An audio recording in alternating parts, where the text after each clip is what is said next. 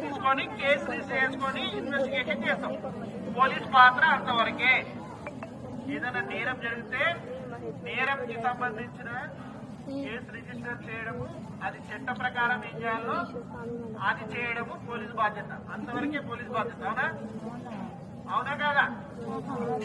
అందరూ ఫస్ట్ ఇయరా second year